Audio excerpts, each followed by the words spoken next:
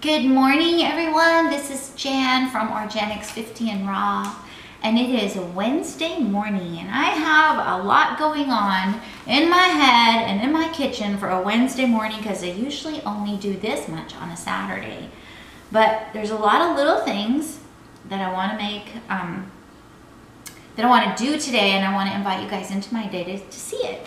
So first of all, I don't know if you remember or saw the video where I was harvesting my lemon balm. Well, here it is. It's all dehydrated, ready for me to tear off the leaves and put them in the food processor and pulse them up.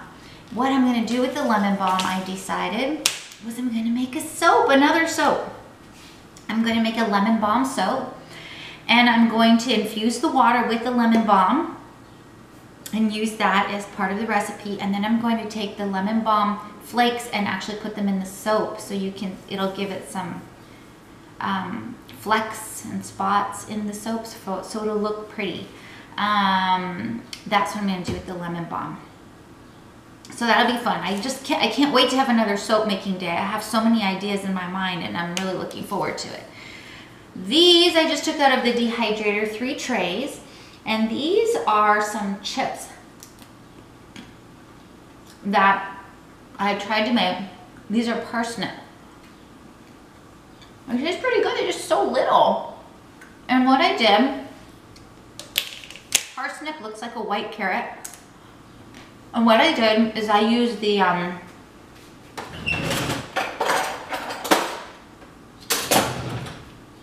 Titan peeler. Tanny Raw recommends this in her videos, and so I did get one, and I do like it. And I just peeled the carrot and kept peeling and peeling. Put them and the parsnip, because I made carrot chips as well. Put them in a bowl, toss them with a little bit of olive oil and salt, and threw them on the dehydrator sheet. I wanted to see what they would be like, and they're really good. They're not. I think they could dehydrate longer to be a little crunchier. And these are carrot chips. Or maybe they're parsnip. Now I don't remember because they both look the same. So they're very good, they're very crunchy, and they would make a good dip for like a hummus like I have here beside me. Very good. So I do like those. They have a nice crunch, they have a nice salty flavor, and I think that they would be very satisfying for a chip. The other tray I have is I dehydrated some of my basil, and it dehydrated down to like nothing. But I'm going to also use that in a soap, or we eat a lot of basil in our home, so I might just go ahead and put it in a container for them to use. And I tried to dehydrate some okra.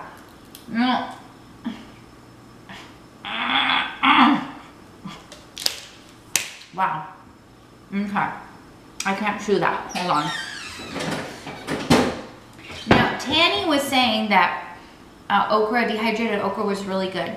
The flavor of this okra that I got this okra at the farmer's market on Saturday, and you can eat it raw, which I was doing in my video. The flavor of this okra, oh, that one snapped. It was really good, and again, all I did was sprinkle olive oil and salt on it. It's been dehydrating for a couple days, and they're a little bit mushy in the middle and a little bit too hard on the outside. So I might have to do some research to figure out how to do that. The only thing I was thinking is maybe cutting them in half and then tossing them and trying them again. But out of all 3 things that I dehydrated, the okra is actually my favorite. I like see, this one's squishy and the other ones are crunchy. So I have to figure out how to do that because okra down here is very easy to grow. And so I might be able to grow a lot of okra in the fall. So what I wanted to show you guys is totally an experiment, but I think it's going to be very successful. Let me just get these little chips off of this plate. The other day I went to the health food store, and I always go to their, of course, raw food section, overpriced raw food, by the way. And I always get want to try something different. So I wish I had the bag and I accidentally threw them away before I could show you, but I bought these chips and they were called Nori chips, and Nori is seaweed, the seaweed for making sushi. And I opened them up and they were actually very, very good. But what they had done, instead of just being the plain Nori, you can buy like seaweed just like this that's flavored, spiced up, and you can eat it in a little package now. But what these chips did is they actually they had a spread on them, and then they dehydrated them. And I thought, I can do that so easy. So that's what I'm gonna do. I have leftover hummus, my leftover zucchini hummus. There's not even any nuts in it, and it's right here. In fact, I used it on my kale chips on Saturday, and it's time for me to use it. So I need to get it all used up. So all I'm gonna do is spread this on top of the nori, and I'm gonna dehydrate it and see if I can get the same type of chip that I got from the grocery store for like $7 or $8 a bag. So if you can see, all I did was spread it on. Now the nori leaf does absorb the moisture like almost immediately, and so it gets really soft, so that's why you have to dehydrate it again. I'm even gonna try and just kind of make one and fold it in half and see, you know, what that turns out to be. When I was in Dallas, I purchased some nori snacks, they were called, and basically it was a layer of nori, a layer of filling, a layer of nori, a layer of filling, and it had about 5 layers. It was a little cracker about this big, and it was much easier to crunch and swallow. So there's my second one. So you know, nori, I know I have picked up on the YouTube channels that there are people, some raw fooders, that don't like using seaweed, and they believe that it's polluted or not good for you for their reasons.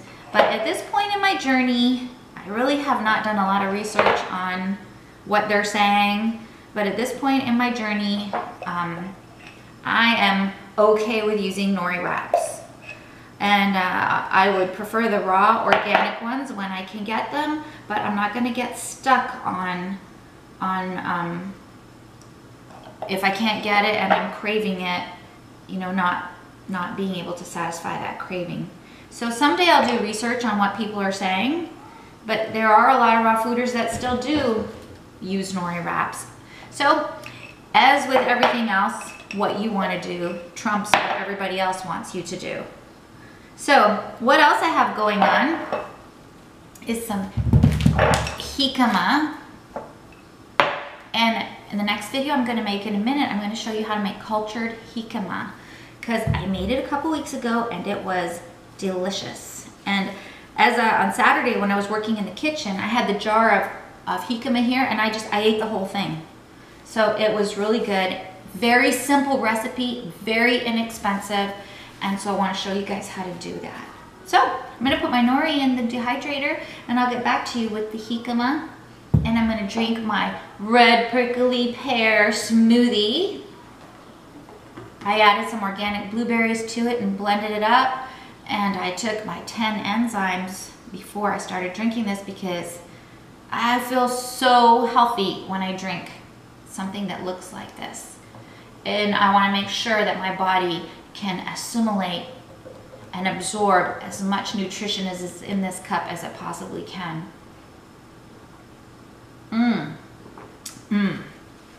Red prickly pear is my all-time favorite out of the world Bam smoothie, always, and I plan on drinking it all summer until I cannot get another red prickly pear. So back to you in a bit. Bye.